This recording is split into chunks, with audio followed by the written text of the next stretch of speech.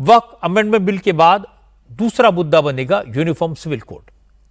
UCC अभी तो सिर्फ उत्तराखंड में लागू हुआ है, लेकिन मुस्लिम संगठनों को लगता है कि इसके बाद बीजेपी देश भर में यूनिफॉर्म सिविल कोड लागू कर देगी। इसलिए जमीयत उलेमा हिंद ने यूसीसी के खिलाफ उत्तराखंड हाईकोर्ट में पिटीशन फाइल की है। जमीयत उलेमा हिंद ने अपनी याचिका में कहा है कि यूनिफॉर्म सिविल कोड मुसलमानों के मजहबी हकों के खिलाफ है, संविधान में धार्मिक आज़ादी के अधिकार का उल्लंघन है। मुसलमान हर चीज से समझौता कर सकता है, लेकिन अपने मजहब और शरीयत से समझौता नहीं करेगा।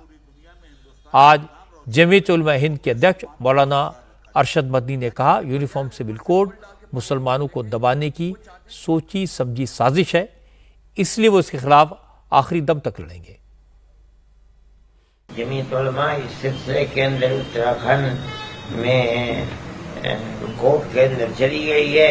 हमें इख्तियारात दिए गए हैं दफा 25 में 26 में सराहतन 29 के अंदर कि हर आदमी को अपने मजहब को इख्तियार करने के अंदर मुकम्मल मुल्क में आज़ादी है।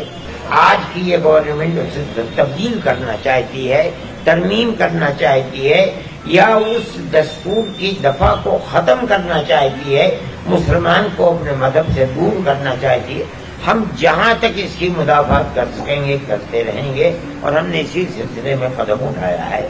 मैं ये समझता हूँ कि ये चीज़ ऐसी नहीं है कि जो मौजूद बहस बने या इसकी मुखालफत की जाए। ये हमारा हक है, हम अपने हक का इस्तेमाल कर रहे हैं। इस मामले में मुस्लिम पर्सनल बोर्ड के वाइस प्रेसिडेंट उबैदुल्ला आजमी ने सीधे सीधे सरकार पर निशाना साधा। कहा कि ये सिर्फ मुसलमानों के साथ बेईमानी नहीं है, यूनिफॉर्म सिविल कोड लाने का न कोई मतलब है न कोई फायदा, ये सिर्फ और सिर्फ मुसलमानों को दबाने के लिए किया जा रहा है। हमारे संविधान की खूबी यह है कि हिंदुस्तान में जितने भी लोग रहने वाले हैं सबको अपने अपने मजहब की आजादी, हुकूमत सेकुलर होगी, हुकूमत ला मजहब होगी, हुकूमत का कोई धर्म नहीं होगा, मगर हुकूमत की जिम्मेदारी ये होगी कि देश में जितने भी धर्म कर्म हैं उनको अपमानित होने से बचाया जाए। कि हुकूमत इस सिलसिले में मुसलमानों के साथ खुली हुई बेईमानी कर रही है। ये कौन सा इंसाफ है कि हमारे हक जो हमारे संविधान ने हमें दिए हैं, आज वो हमारे हक कुचले जा रहे हैं और आज हमें बेइज्जत करने की कोशिश की जा रही है। और जिस तरह का आप अब तरमीम और अमेंडमेंट कर रहे हैं जो हानिकारक है मुस्लिम समाज के लिए, अगर इसी तरमीम को हम तस्लीम कर लेंगे तो आप तो जो चाहेंगे वो करेंगे। लिहाजा हमारा ये दस्तूरी हक है कि अगर हुकूमत, अगर पार्लियामेंट रास्ते पे नहीं रहती तो ठीक है, संसद आपके हाथ में है।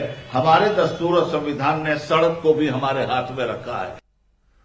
मुस्लिम पर्सनल बोर्ड के जनरल सेक्रेटरी मौलाना फजलुर रहीम मुजद्दिदी ने कहा, चाहे यूनिफॉर्म सिविल कोड हो या फिर वक्फ बिल, सरकार का मकसद मुल्क की बेहतरी नहीं, मुसलमानों की बर्बादी है।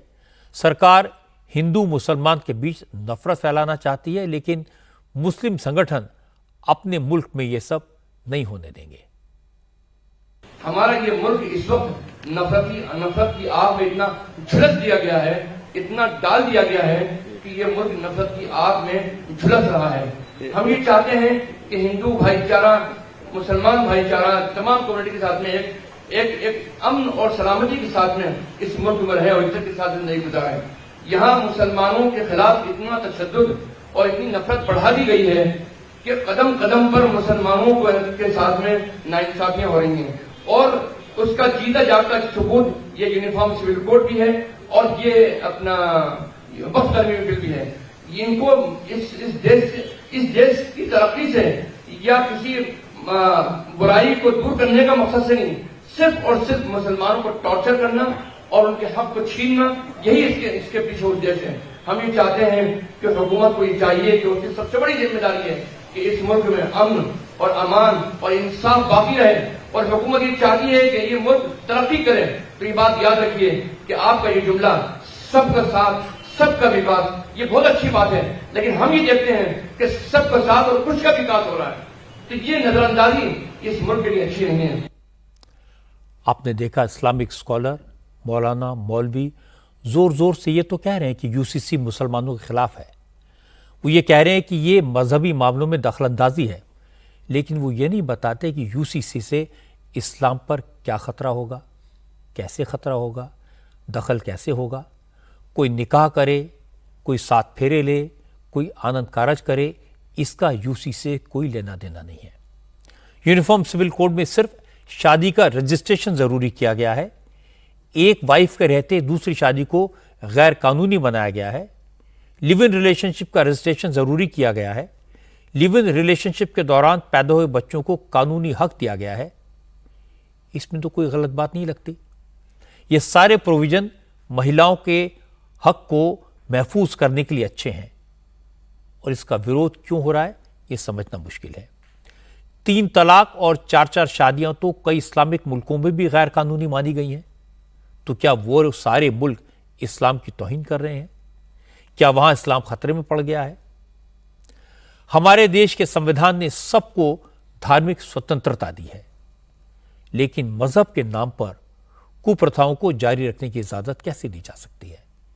जैसे बाल विवाह को गैर कानूनी घोषित किया गया, कड़े कानून के जरिए सती प्रथा को खत्म किया गया, इसी तरह अगर 3 तलाक और 1 से ज्यादा शादियों की परंपरा पर पाबंदी लगे तो इसमें किसी को क्या परेशानी होगी?